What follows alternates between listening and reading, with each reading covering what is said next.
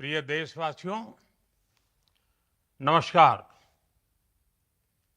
हम सभी ने बीते दिनों में देश का सामर्थ्य और उसका संयम दोनों देखा है। मैं सबसे पहले भारत की पराक्रमी सेनाओं को, सशस्त्र बलों को, हमारी खुफिया एजेंसियों को, हमारे वैज्ञानिकों को, हर भारतवासी की तरफ से सैल्यूट करता हूं। हमारे वीर सैनिकों ने ऑपरेशन सिंदूर के लक्ष्यों की प्राप्ति के लिए असीम शौर्य का प्रदर्शन किया। मैं उनकी वीरता को, उनके साहस को, उनके पराक्रम को आज समर्पित करता हूं। हमारे देश की हर माता को, देश की हर बहन को और देश की हर बेटी को ये पराक्रम समर्पित करता हूं। साथियों, 22 अप्रैल को पहलगाम में आतंकवादियों ने जो बर्बरता दिखाई थी, उसने देश और दुनिया को झकझोर दिया था। छुट्टियां मना रहे निर्दोष मासूम नागरिकों को धर्म पूछकर उनके परिवार के सामने, उनके बच्चों के सामने बेरहमी से मार डालना, यह आतंक का बहुत बीभत्स चेहरा था, क्रूरता थी। ये देश के सद्भाव को तोड़ने की घिनौनी कोशिश भी थी। मेरे लिए व्यक्तिगत रूप से ये पीड़ा बहुत बड़ी थी। इस आतंकी हमले के बाद सारा राष्ट्र, हर नागरिक, हर समाज, हर वर्ग, हर राजनीतिक दल एक स्वर में आतंक के खिलाफ कड़ी कार्रवाई के लिए उठ खड़ा हुआ। हमने आतंकवादियों को मिट्टी में मिलाने के लिए भारत की सेनाओं को पूरी छूट दे दी और आज हर आतंकी, आतंक का हर संगठन जान चुका है कि हमारी बहनों बेटियों के माथे से सिंदूर हटाने का अंजाम क्या होता है। साथियों, ऑपरेशन सिंदूर ये सिर्फ नाम नहीं है, ये देश के कोटि कोटि लोगों की भावनाओं का प्रतिबिंब है। ऑपरेशन सिंदूर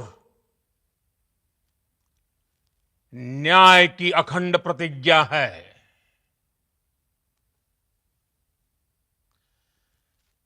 6 मई की देर रात, 7 मई की सुबह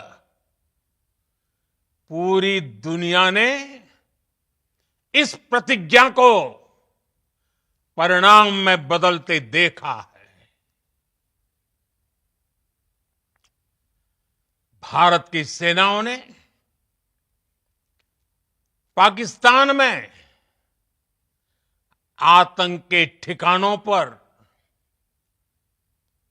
उनके ट्रेनिंग सेंटर्स पर सटीक प्रहार किया। आतंकियों ने सपने में भी नहीं सोचा था कि भारत इतना बड़ा फैसला ले सकता है। लेकिन जब देश एकजुट होता है, नेशन फर्स्ट की भावना से भरा होता है, राष्ट्र सर्वोपरि होता है, तो फौलादी फैसले लिए जाते हैं, परिणाम लाकर दिखाए जाते हैं। जब पाकिस्तान में आतंक के अड्डों पर भारत की मिसाइलों ने हमला बोला, भारत के ड्रोन्स ने हमला बोला, तो आतंकी संगठनों की इमारतें नहीं, बल्कि उनका हौसला भी थर्रा गया। बहावलपुर और मुरिद के जैसे आतंकी ठिकाने एक प्रकार से ग्लोबल टेररिज्म की यूनिवर्सिटीज रही है। दुनिया में कहीं पर भी जो बड़े आतंकी हमले हुए हैं, चाहे 9/11 हो, चाहे लंदन ट्यूब बॉम्बिंग हो, या भारत में दशकों से जो बड़े बड़े आतंकी हमले हुए हैं, उन सब के तार कहीं ना कहीं आतंक के इन्हीं ठिकानों से जुड़ते रहे हैं। आतंकियों ने हमारी बहनों का सिंदूर उजाड़ा था, इसलिए भारत ने आतंक के ये हेडक्वार्टर्स उजाड़ दिए। भारत के इन हमलों में 100 से अधिक खूंखार आतंकवादियों को मौत के घाट उतारा गया है। आतंक के बहुत सारे आका बीते 2.5-3 दशकों से खुलेआम पाकिस्तान में घूम रहे थे, जो भारत के खिलाफ साजिशें करते थे। उन्हें भारत ने एक झटके में खत्म कर दिया। साथियों, भारत की इस कार्रवाई से पाकिस्तान घोर निराशा में गिर गया था, हताशा में गिर गया था, बौखला गया था। और इसी बौखलाहट में उसने एक और दुस्साहस किया। आतंक पर भारत की कार्रवाई का साथ देने के बजाय पाकिस्तान ने भारत पर ही हमला करना शुरू कर दिया। पाकिस्तान ने हमारे स्कूलों, कॉलेजों को, गुरुद्वारों को, मंदिरों को, सामान्य नागरिकों के घरों को निशाना बनाया। पाकिस्तान ने हमारे सैन्य ठिकानों को निशाना बनाया। लेकिन इसमें भी पाकिस्तान खुद बेनकाब हो गया। दुनिया ने देखा कि कैसे पाकिस्तान के ड्रोन्स, पाकिस्तान की मिसाइलें भारत के सामने तिनके की तरह बिखर गई। भारत के सशक्त एयर डिफेंस सिस्टम ने उन्हें आसमान में ही नष्ट कर दिया। पाकिस्तान की तैयारी सीमा पर वार की थी, लेकिन भारत ने पाकिस्तान के सीने पर वार कर दिया। भारत के ड्रोन्स, भारत की मिसाइलों ने सटीकता के साथ हमला किया। पाकिस्तानी वायुसेना के उन एयरबेस को नुकसान पहुंचाया, जिस पर पाकिस्तान को बहुत घमंड था। भारत ने पहले 3 दिनों में ही पाकिस्तान को इतना तबाह कर दिया जिसका उसे अंदाजा भी नहीं था। इसलिए भारत की आक्रामक कार्रवाई के बाद पाकिस्तान बचने के रास्ते खोजने लगा। पाकिस्तान दुनिया भर में तनाव कम करने के लिए गुहार लगा रहा था और बुरी तरह पीटने के बाद इसी मजबूरी में 10 मई की दोपहर को पाकिस्तानी सेना ने हमारे डीजीएमओ को संपर्क किया। तब तक हम आतंकवाद के इंफ्रास्ट्रक्चर को बड़े पैमाने पर तबाह कर चुके थे। आतंकियों को मौत के घाट उतार दिया गया था। पाकिस्तान के सीने में बसाए गए आतंक के अड्डों को हमने खंडहर बना दिया था। इसलिए जब पाकिस्तान की तरफ से गुहार लगाई गई, पाकिस्तान की तरफ से जब ये कहा गया कि उसकी ओर से आगे कोई आतंकी गतिविधि और सैन्य दुस्साहस नहीं दिखाया जाएगा, तो भारत ने भी उस पर विचार किया।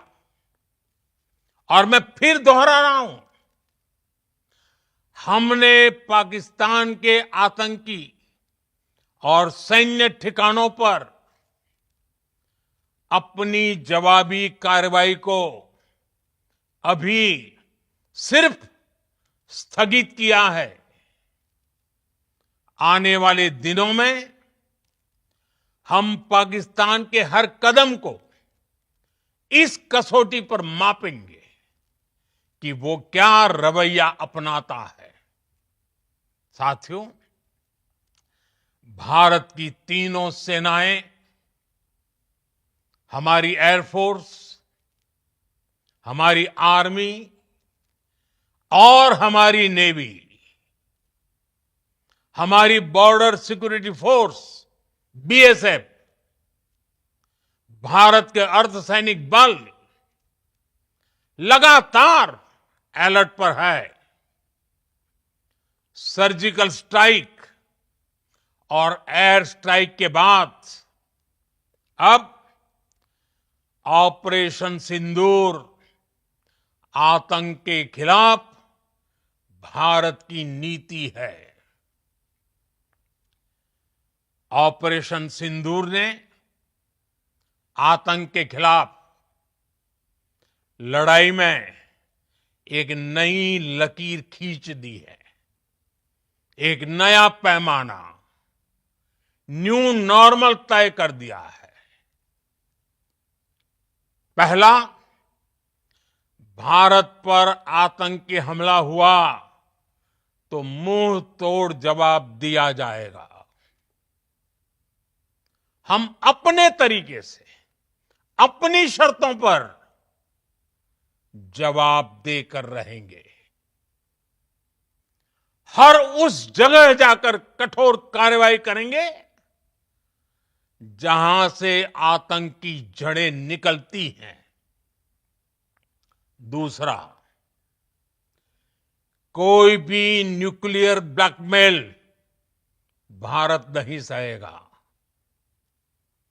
न्यूक्लियर ब्लैकमेल की आड़ में पनप रहे आतंकी ठिकानों पर भारत सटीक और निर्णायक प्रहार करेगा।